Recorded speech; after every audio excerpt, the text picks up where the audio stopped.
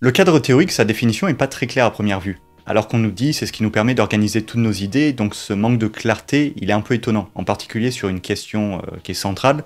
Quelle est la différence entre un cadre théorique et une revue de littérature? Parce que contrairement aux premières impressions, ces différentes parties, elles ont en fait une logique qui est très claire et des fonctions qui sont très simples.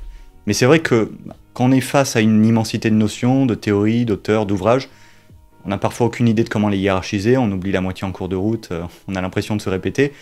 On ne comprend pas forcément les nuances d'un auteur à l'autre en plus. Et en plus, on voit des distinctions qui sont hyper subtiles et parfois des conseils qui sont un peu flous. Par exemple, le cadre théorique, c'est le produit de la revue de littérature. Ça veut dire quoi? Ou c'est une synthèse de la littérature. Mais dans ce cas, quelle est la valeur ajoutée? Et au final, on pose toute une série de questions pour essayer d'éclaircir, comme on peut les voir dans ces commentaires.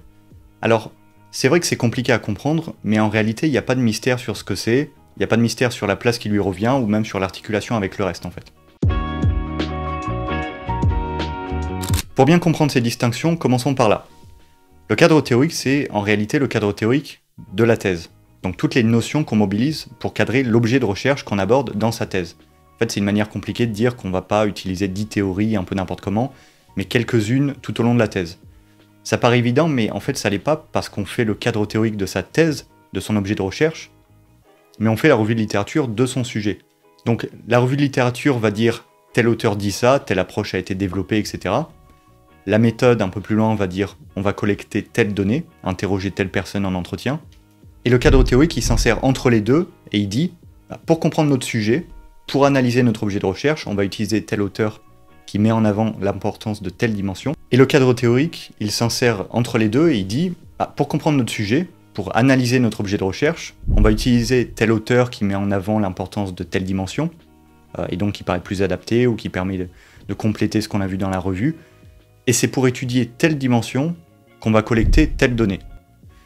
Parce que le cadre théorique, c'est là où on décrit la manière dont on utilise en fait certaines notions, théories, auteurs et concepts dans notre étude. Et donc par exemple, la littérature dit que pour comprendre un président, on doit se pencher sur le leadership. Plein d'auteurs l'ont fait, et justement plein d'auteurs l'ont fait, mais on ne va pas tous les utiliser. Le cadre théorique va dire, nous mobiliserons tel auteur, qui indique qu'on peut comprendre le leadership comme quelque chose qui s'appuie sur la continuité ou la rupture avec ses prédécesseurs. Et la méthode, elle va dire, on va collecter des discours pour analyser si les discours de ces présidents reflètent une rupture ou une continuité. Et c'est justement parce que c'est un peu à cheval entre les deux, entre la revue et la méthode, qu'on a parfois l'impression que ça fait un peu partie de la revue de littérature, en tout cas que c'est un peu lié, d'autres fois que ça fait un peu partie de la méthode. La réalité, c'est que c'est pas ça qui est important, le cadre théorique, c'est comme une charnière en fait. Il fait comprendre le lien entre ce qu'on sait du sujet en général et ce qu'on va collecter des données. Parce que la littérature seule, elle est inutile, c'est ce qu'on sait sur un sujet. Et la méthode en elle-même, elle n'a pas vraiment de sens, parce que pourquoi faire des entretiens si on ne sait pas quoi demander?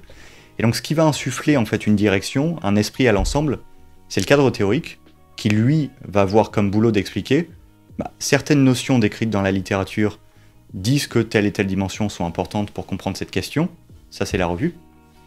Nous, pour étudier ce sujet, on va mobiliser tel auteur, ça c'est dans le cadre, et c'est pourquoi la méthode permettra de recueillir des données sur telle et telle dimension. Et donc le boulot du cadre théorique, c'est ça, c'est de faire le lien entre les deux. Alors puisqu'il y a une forme de confusion, revue de littérature, cadre théorique, d'où vient ce flou? Le fait que ça soit des sujets compliqués sur lesquels ça relève parfois de la micro-distinction, ça génère deux problèmes. Le premier problème, il vient du fait qu'il y a grosso modo deux modèles de thèse. Dans le premier, le cadre théorique, ça va être un chapitre de la thèse en fait, et la revue de littérature un autre chapitre parfois. Et dans une deuxième forme de thèse, dans un deuxième modèle de thèse, le cadre théorique c'est uniquement une partie de l'introduction. Et l'intro du coup est beaucoup plus longue. Et le deuxième problème, c'est que beaucoup de personnes tendent à utiliser les différentes expressions un peu les unes à la place des autres parce que parfois on n'y pense pas plus que ça en fait je pense. Et un des exemples les plus fréquents c'est le cadre théorique et le cadre conceptuel. Est-ce que c'est pareil? Est-ce que c'est différent? Et tous les gens n'ont pas la même réponse. Et puisque les gens n'ont pas forcément la même réponse, à ce stade, le plus clair, me semble-t-il, c'est de comprendre qu'il y a deux fonctions à remplir. L'idée c'est de comprendre que ces fonctions se situent sur un spectre qui est schématique mais qui est utile à la compréhension. D'un côté, on doit expliquer ce qu'on sait sur le sujet et restituer cette littérature. Et de l'autre côté, on doit développer les notions, théories, auteurs et concepts qu'on va spécifiquement utiliser dans sa thèse. Et généralement, ce qu'on sait sur le sujet, c'est ça, c'est la revue de littérature, état de l'art, état de la connaissance, etc. Et les concepts et théories utilisés dans la thèse, c'est ça qu'on va appeler cadre théorique, cadre analytique, cadre conceptuel. Mais fondamentalement, peu importe comment on appelle les parties qui remplissent ces fonctions, le plus important c'est la fonction. Et c'est savoir comment se positionner sur ce spectre. Parfois c'est simple de savoir quoi faire. On a d'un côté 2 chapitres, ou 2 sections, l'un c'est la revue, l'autre c'est le cadre théorique, ok. Mais souvent c'est pas aussi simple que ça, pas forcément dans la forme d'ailleurs, mais parce qu'on va avoir des retours sur son travail, qu'on a du mal à interpréter, parce que parfois, même si on rédige une revue ou qu'on nous demande de rédiger le cadre théorique, certaines personnes ont parfois une perception un peu différente de ce à quoi ça renvoie. Et quand il y a une incompréhension, ça peut être utile de se détacher des mots, qui est cadre théorique conceptuel, et se dire « D'accord, qu'est-ce qu'on me demande exactement ?» Et ce problème, on peut le résoudre en faisant évoluer en fait son écrit le long de cet axe, qui va de « Est-ce qu'on me demande d'expliquer ce qu'on sait du sujet ?» jusqu'à « Est-ce que je dois expliquer les auteurs que je vais utiliser dans la thèse ?» Et là, on a différentes configurations potentielles. Un premier exemple, ça serait, par exemple, si on entend ta revue de littérature, elle est trop théorique. On comprend pas le lien avec ton sujet, voilà. Là, il faut ajouter une dimension cadre théorique. Donc en fait, préciser les notions, théorie, auteur, concept qu'on va utiliser dans sa thèse. Et oui, peut-être qu'on vous a demandé une revue, oui, peut-être que vous développez l'essentiel de vos éléments de cadre théorique après, mais bon, la rédaction, ça reste un exercice humain, les contours sont un peu flous et certaines personnes ont simplement des préférences en fait. Mais plus concrètement, imaginons que vous aviez 5 pages de revue sur un point.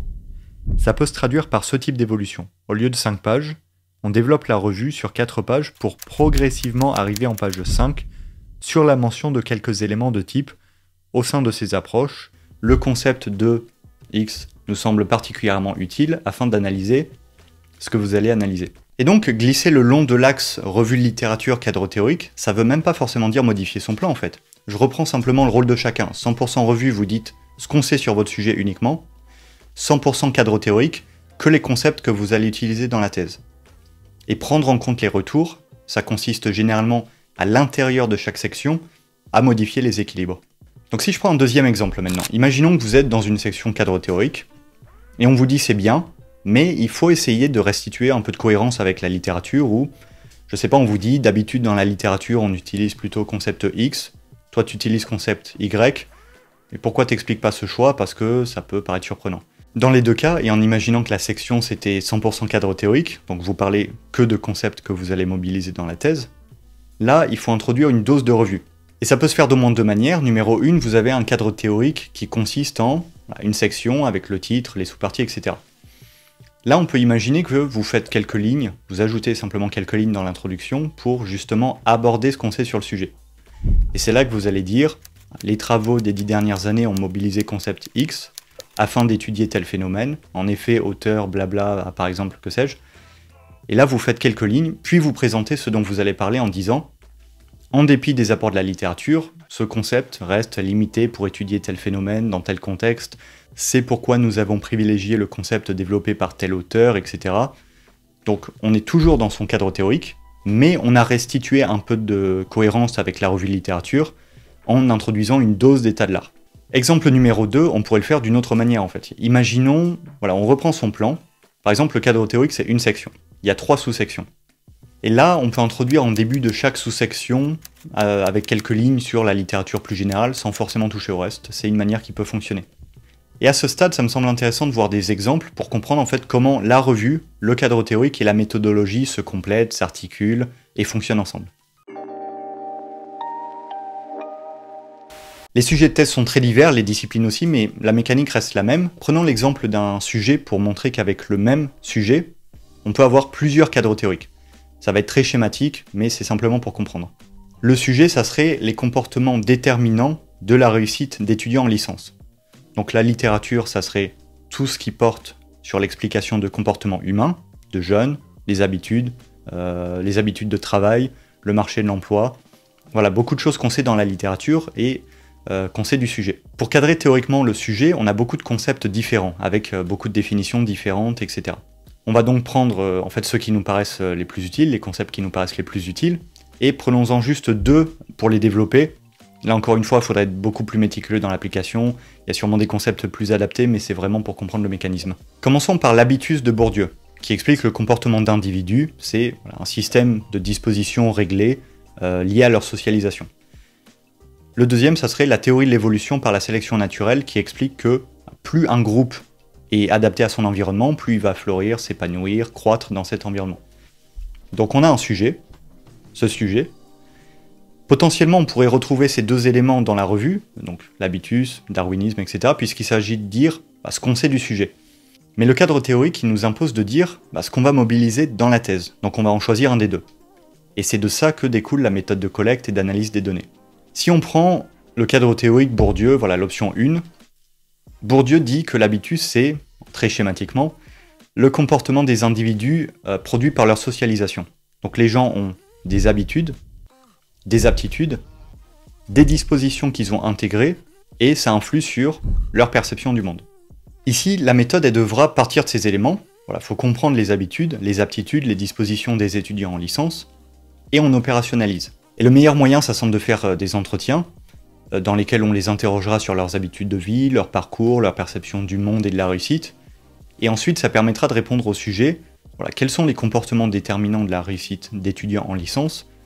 On a collecté des données, et on voit que le fait d'avoir habitude de vie X est fortement corrélé à la réussite, puisque, mettons, 90% des étudiants qui sont passés en master avec ces habitudes, seulement 10% des étudiants qui sont passés n'avaient pas ces habitudes, et donc on établit une forme de corrélation. Prenons maintenant l'option 2, encadrant théoriquement le sujet avec l'idée de sélection naturelle, donc ce serait une forme de sélection sociale, mais c'est pour l'exemple. La théorie dit qu'on explique la survie ou le succès de groupes sur la base de leur adaptation à l'environnement. Ce qui veut dire qu'il faut étudier à la fois 1. L'environnement et les risques qui s'y trouvent, 2. Les différentes qualités qui permettent de prospérer dans cet environnement, et 3. L'environnement dans lequel sont les étudiants ainsi que leurs caractéristiques personnelles. Là encore, la méthode elle devra partir de ces éléments, et cette fois je vais commencer par étudier l'environnement des étudiants, c'est-à-dire l'université et les conditions de vie des étudiants. Pour l'université, ça peut être son niveau d'exigence, si elle est dans une grande ou une petite ville, si les cours se tiennent, je sais pas, tôt le matin, en fin d'après-midi, etc. Pour les conditions de vie des étudiants, ça peut être s'ils vivent seuls ou en famille, s'ils ont besoin de travailler à côté ou pas, que sais-je. Puis je vais collecter des données, et je vais tenter de comprendre si les étudiants qui sont dans les 10% des résultats les moins élevés, par exemple, partagent certains traits, et si ceux qui sont dans les 10% des résultats les plus élevés partagent d'autres traits. Donc je conduis une série d'entretiens avec des étudiantes sur leur mode de vie, sur leur perception aussi. Quelles sont selon vous les faiblesses et forces de cette université ? La perception permettant de savoir s'ils sont adaptés ou pas, est-ce que certains ressentent que l'université est beaucoup moins adaptée à eux pour certaines raisons, etc. Ça permettra de repérer des tendances et de dire, plus les étudiants ont telle et telle caractéristique, moins ils sont adaptés au milieu universitaire et à ses exigences. Cette variable semble dès lors explicative de leur différence de résultats académiques, etc. Et il est important de noter que dans les deux exemples, tous ces éléments ne sont pas inventés. Généralement, on voit que les auteurs utilisent des indicateurs comme voilà, la proximité de l'université, le fait de gérer un travail à côté, bon bref que sais-je, et on les reprend si on les juge pertinents. Et c'est ça qu'on entend par le cadre théorique fait ressortir certains angles d'analyse. Parce que quand on prend l'habitus, ça place davantage la focale sur les individus, leur socialisation. Et quand on reprend la sélection naturelle, ça met beaucoup plus la focale sur leur environnement, la manière dont ils s'y adaptaient plus ou moins bien, et sur cette base, et même s'il peut y avoir des croisements évidemment, on collecte pas du tout les mêmes données. Et donc pour conclure, c'est ça l'importance du cadre théorique en fait. Parce qu'on peut pas simplement faire une revue de littérature et passer à la méthode. Ou on peut pas dire qu'on va collecter des données, mais sans expliquer pourquoi on va collecter ces données précisément. Et ce qui fait le lien, c'est le cadre théorique. Parce que la littérature dit, on sait telle et telle chose sur le sujet. Le cadre théorique dit, dans mon cas, et au sein de cette littérature, ce que je vois sur mon terrain fait que j'ai besoin de ces concepts, de concepts A et B pour expliquer mes observations. Et vous décrivez la méthode qui va prendre ces concepts, identifier des indicateurs qui vont vous permettre de mesurer, recueillir des informations sur ces concepts. Et faire ce lien entre littérature et méthode par le cadre théorique, c'est ça qui va vraiment vous donner l'impression que tout d'un coup, tout fait sens, en fait, tout s'imbrique.